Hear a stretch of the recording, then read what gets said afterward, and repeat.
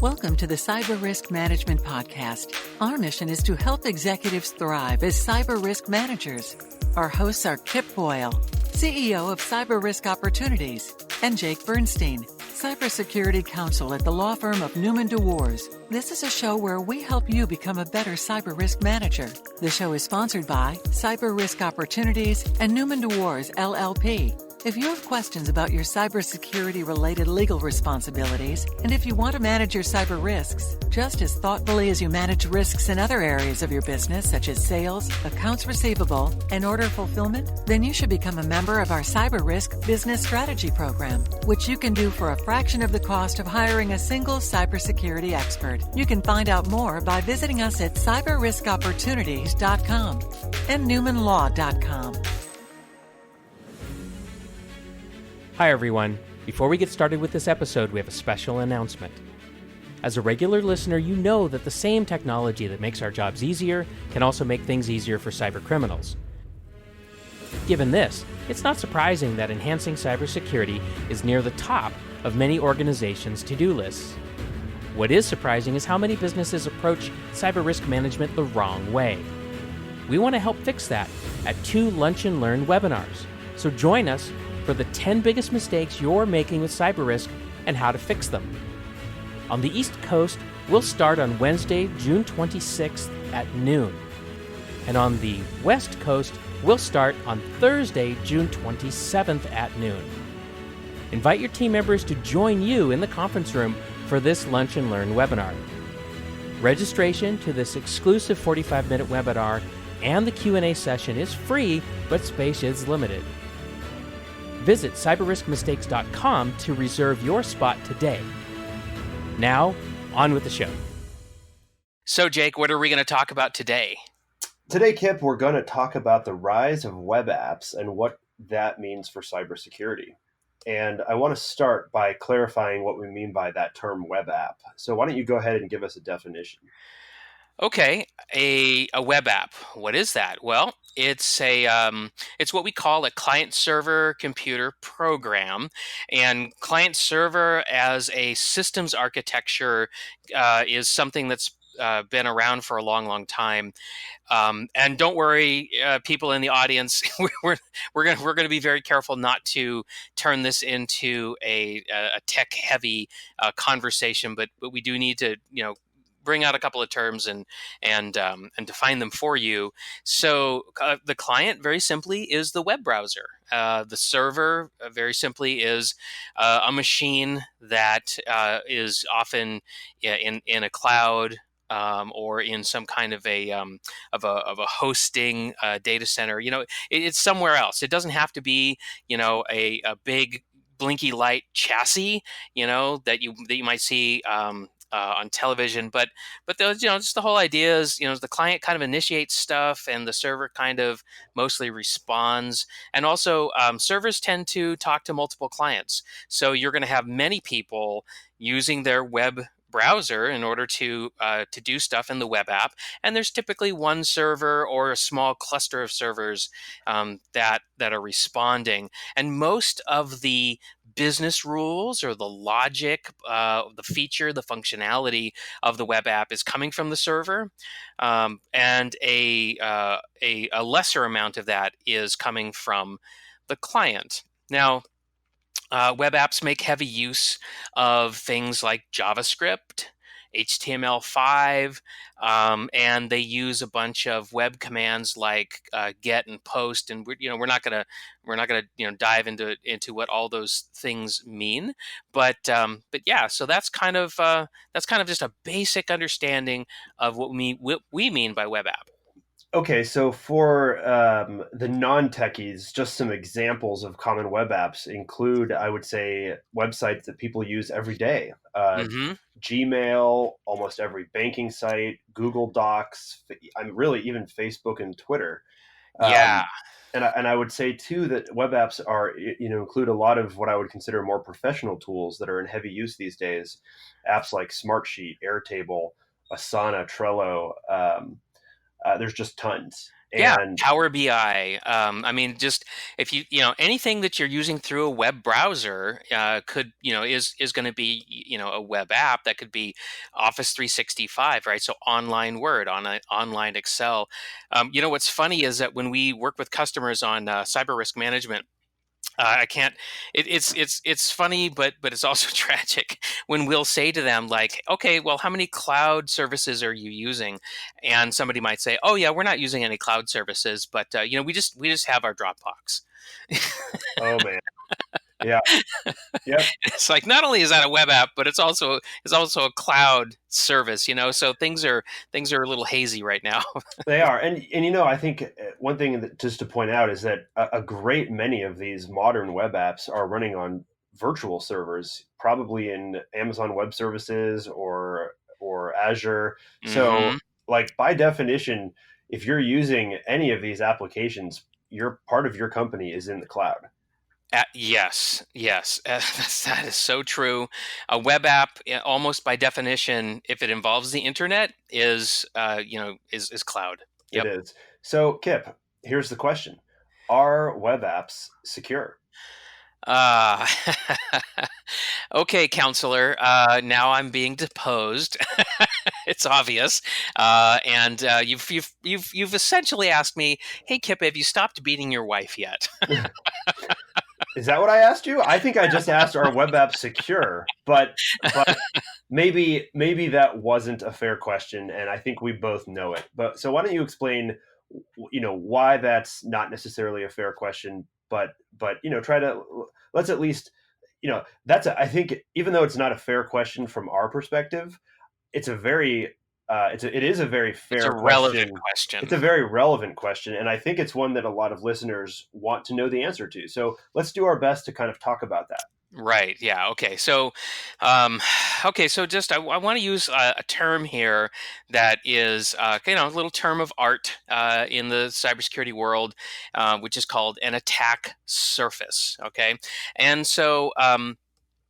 An attack surface, I often think of that as analogous to, we see people doing these wall climbing sports, right? So somebody says, hey, I'm gonna, climb up the face of Half Dome in Yosemite National Park, and anybody who's ever seen a picture of Half Dome, or if you've walked up to it, I mean, it's a sheer rock wall going up as far as you can see, and the the peak of athleticism is to do that without any ropes or any climbing aids, beyond just your fingers and That and that shoes. sounds insane. Yeah, yeah, it is. I mean, from my point of view, it's like I don't need an adrenaline rush like that to feel alive, but apparently some people do.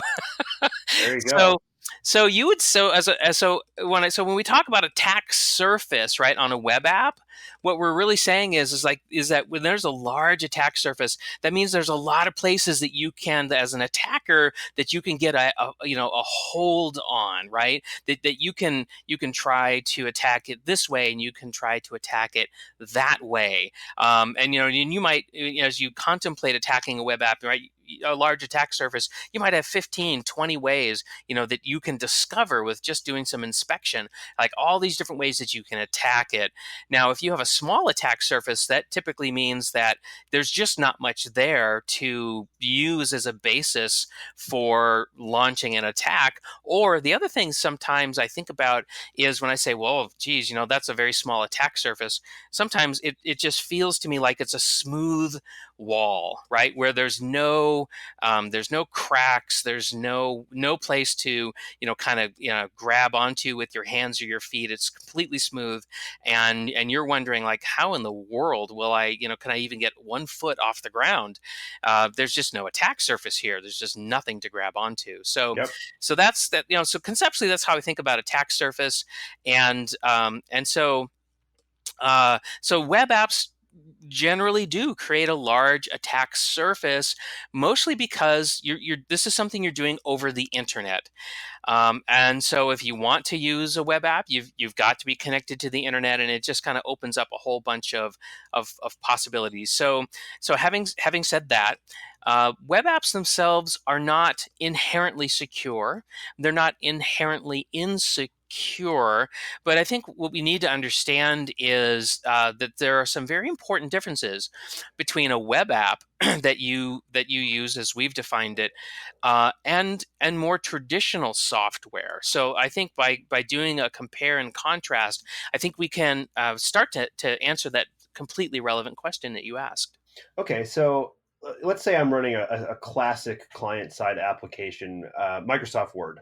I don't, strictly speaking, need to be online. And let's assume, just to be clear, that we're talking about the downloaded fully, full client version. I know there is a web app version of Word Right. Online, but I'm talking about the classic one.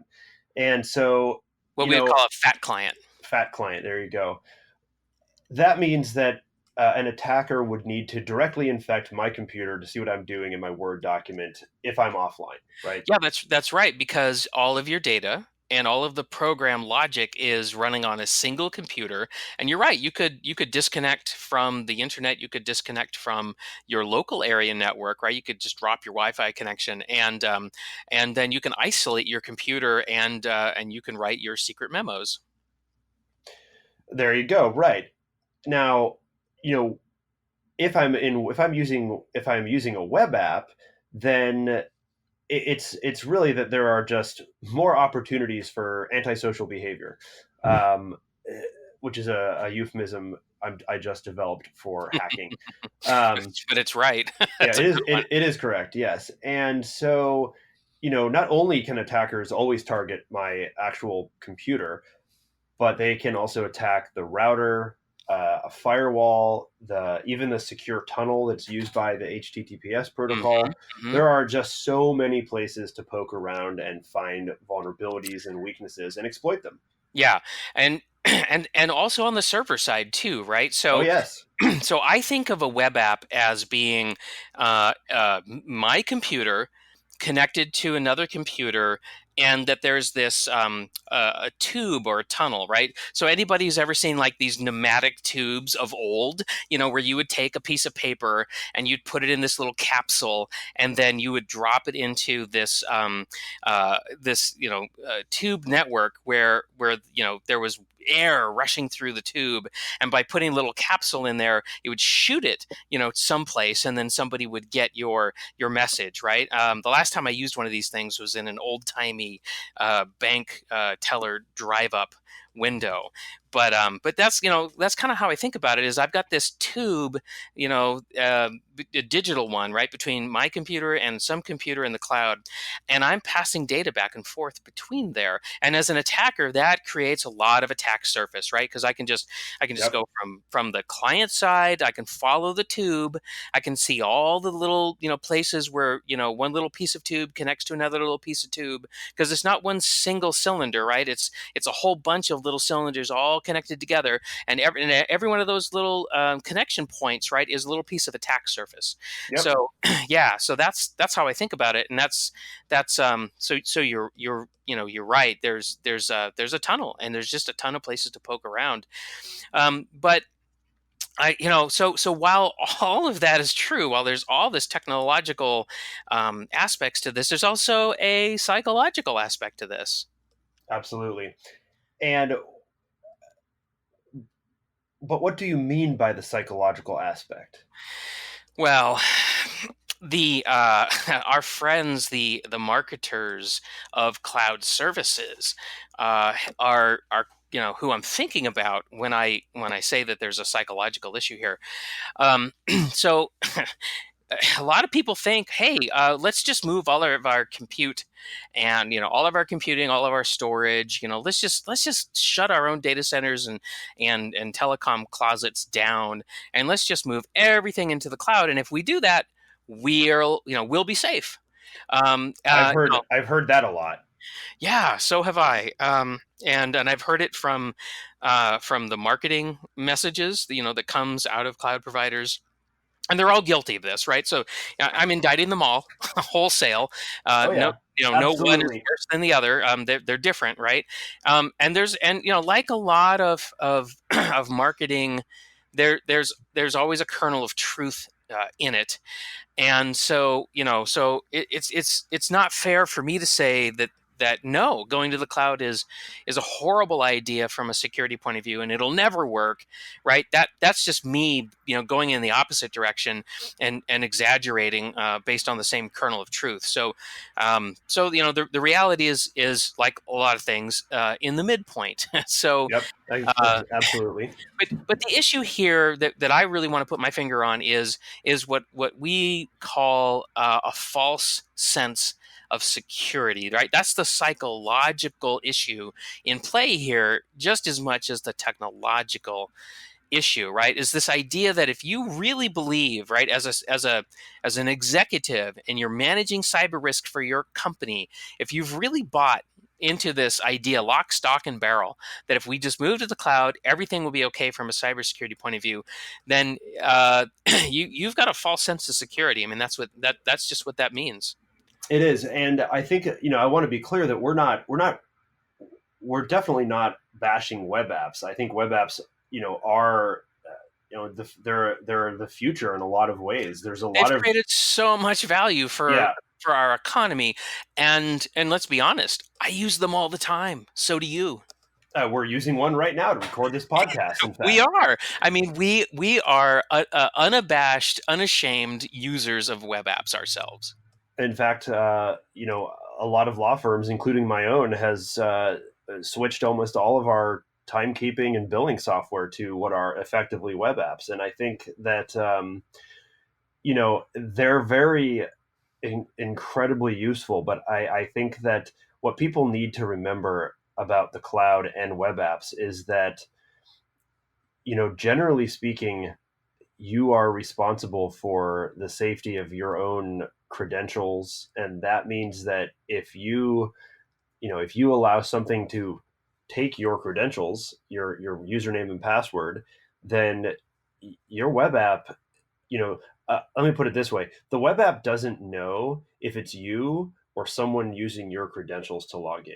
And Yeah, that right. is a fundamentally important thing to understand Yeah. about web apps in the cloud, is that it doesn't know, it doesn't care. It probably currently there's not a real easy way to know that at all. Um, And that's always been true, right? So it has. Well, digital authentication is always based on something that is presented to the computer. Here's my user ID, password combinations. Traditionally, like been a way to authenticate, but the computer really isn't capable of knowing.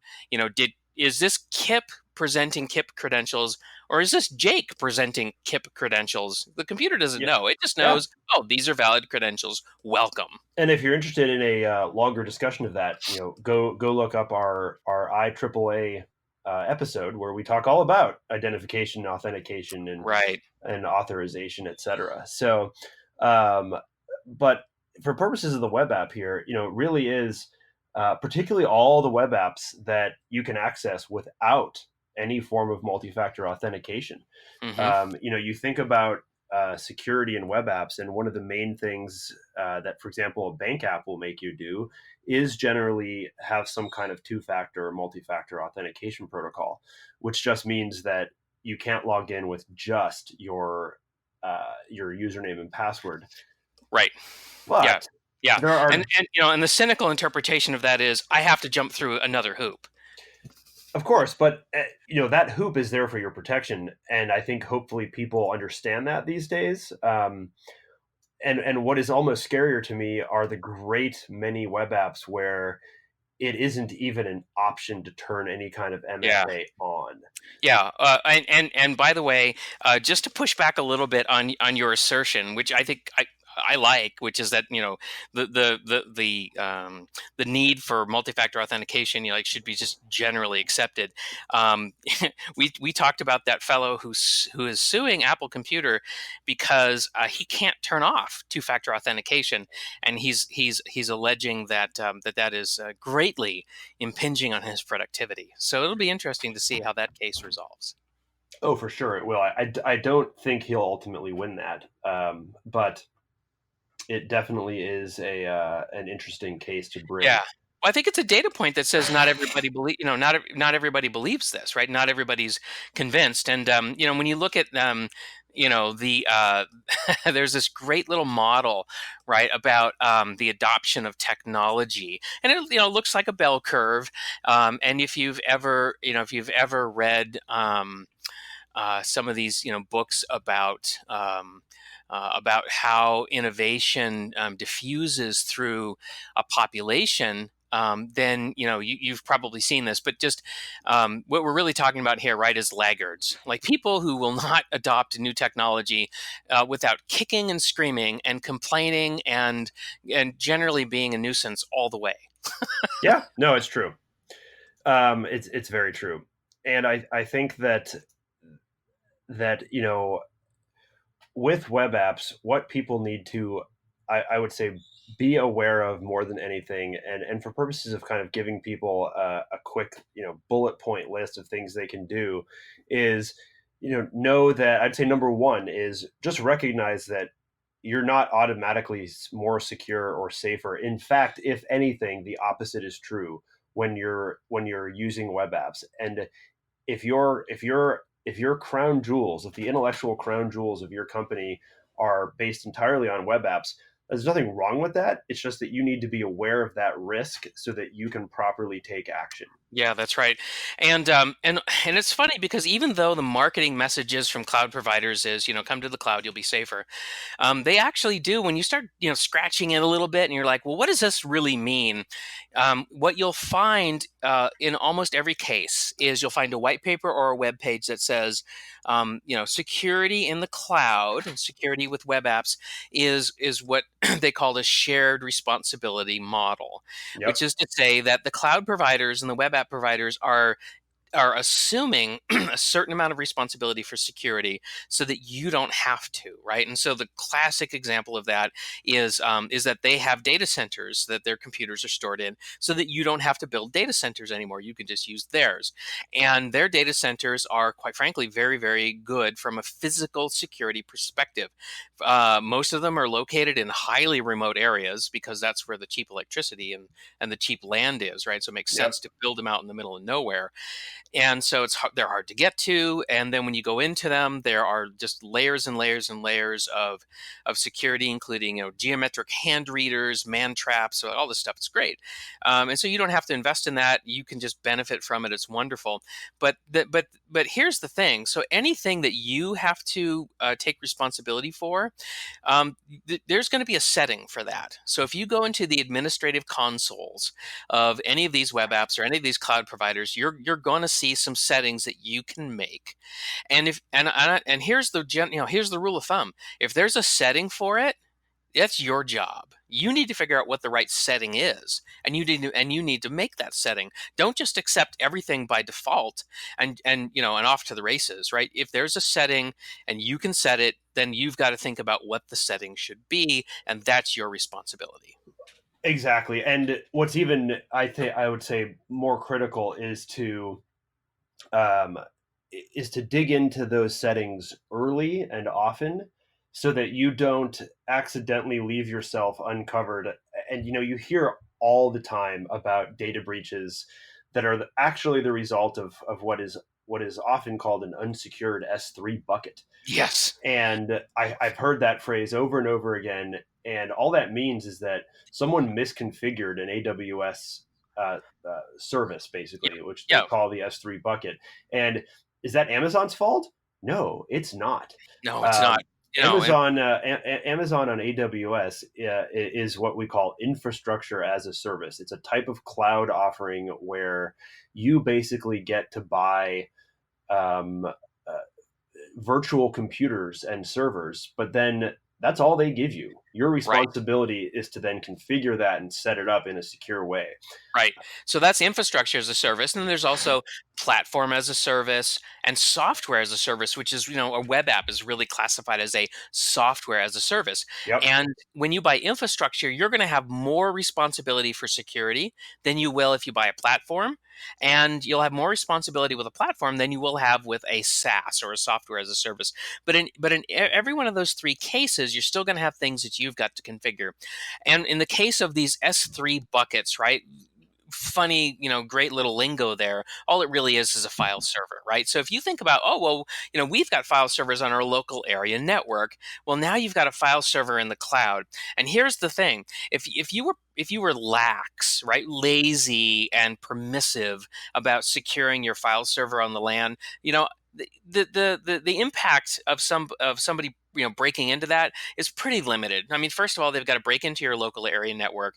They've got to figure out what's going on. They have to do that undetected, and then they have to break into your file server, right? So there's some effort there, but when you've moved your file server into the cloud, you've really made my job as a cyber attacker much, much, much easier, because your cloud file server is something that I can see without breaking your company's cybersecurity. I don't have to get on your local area network now. I can just interact with it from the internet, from wherever I want to interact with it, and I can interact with it programmatically, which means there's no human being sitting there trying to find your file servers and trying to, break into them. There's a program that's doing that, right? I've written a piece of software to do it. And that's how most of these S3 buckets are discovered these days is you've got crawlers, right? You've got programs that are crawling all around Amazon Web Services, Azure, and Google and Dropbox, and all these places where people are dumping their files, and they're just trying over and over and over again to discover stuff and see if they can get into it. And so, I mean, as a cyber attacker, I can just launch these things and sleep, and it'll tell me when it's found something, right? So I can be out at the pool and I get an alert, and it's like, oh, cool! I've just found, my little program has just found some sensitive data that I can now sell and make some money, so that I can have Pedro skim my pool next month. Yeah, no, it's true. It's completely true, and I think that the way things are moving, there's no way we're not going to end up on the web apps. So everyone just needs to learn this and get used to it. Yeah, definitely. So, web apps aren't going away. We're not saying they should. We're totally cool with web apps, but we as users of web apps and other cloud services have to become a little more sophisticated, a little more knowledgeable in understanding what our responsibilities are, and then actually living up to them. And one thing I think real quick before we end here is web apps are also commonly the enabler of what we call shadow IT inside companies. Yeah. And I don't want to get into that a great deal, but even the thing to be aware of is that because web apps are so easy to sign up for and use and access, your company, as a cyber risk manager, you have to be aware of the possibility that employees have created web app and cloud service accounts outside of the IT structure that you've built and managed. Oh, yeah. And Yep. this happens all the time. It happens all the time, and not only can they sign up for this stuff with a credit card, maybe a company credit card, right? And you don't even have visibility into it. But a lot of this stuff is just free. And so we had a customer recently where they were doing a ton of data sharing, and most of that data sharing was being done over personal Dropbox accounts, personal box accounts, and so, our hapless customer was really pleased with all the productivity and the cost effectiveness of that. But then, we had to unfortunately point out that, well, okay, that's all well and good, but if if Mary quits tomorrow, how do you get your data back? Especially if she quits under a bad situation. Exactly, it's very dangerous. So yeah, so there problems can ensue, and there's lots of ways to deal with all of this. But not only would we say if there are settings for a cloud service, get in there, know them, and set them in a way that's good for you. And then periodically check them, because this stuff changes all the time. New settings are made available to you with little or no announcement, or existing settings are changed. Their meaning and intent will change, but but you've got to keep up with that.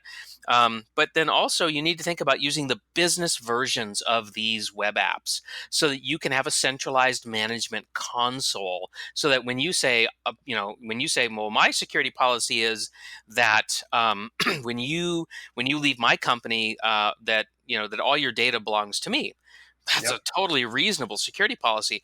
But if you don't have a centralized management console where you can enforce that, then chances are, more times than not, your policy is going to get violated. Yep, and it happens quite often. With a shocking frequency these days. Yep. So, okay. Well, this is great, and appreciate you being in on this conversation, Jake. That wraps up this episode of the Cyber Risk Management Podcast. Today, we talked about the rise of web apps and what they mean for cybersecurity for our executive cyber risk managers. We'll see you next time. See you next time. Thanks, everybody, for joining us today on the Cyber Risk Management Podcast. Remember that cyber risk management is a team sport and needs to incorporate management, your legal department, HR, and IT for full effectiveness. And management's goal should be to create an environment where practicing good cyber hygiene is supported and encouraged by every employee. So if you want to manage your cyber risks and ensure that your company enjoys the benefits of good cyber hygiene, then please contact us and consider becoming a member of our Cyber Risk Managed program. You can find out more by visiting us at cyberriskopportunities.com and newmanlaw.com. Thanks for tuning in. See you next time.